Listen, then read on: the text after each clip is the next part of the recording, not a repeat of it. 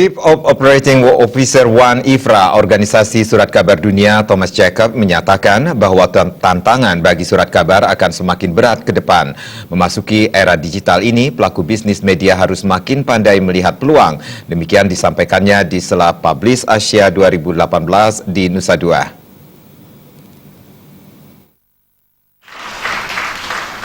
Yesterday, we saw examples from Indonesia. Thomas Jacob menambahkan, event Publish Asia adalah salah satu cara bagi insan media di kawasan Asia untuk berbagi strategi dalam menjawab tantangan. Dalam Publish Asia ke-18 telah banyak ide-ide baru yang muncul guna meningkatkan dan mengembangkan bisnis media.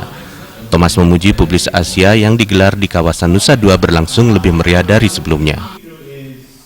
Publish Asia is our annual platform for Asian news media companies to come together, exchange ideas, best practices, and also learn from some of the experts.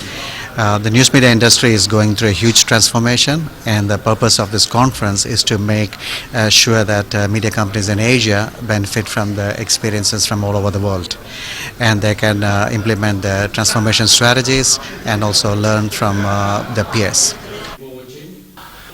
Menurut Thomas Jacob, suasana yang tercipta di Bali sangat berbeda. Banyak pertanyaan kritis yang muncul dan dapat menjadi pembelajaran. Ia berharap acara serupa akan lagi diselenggarakan untuk semakin menggairahkan bisnis media.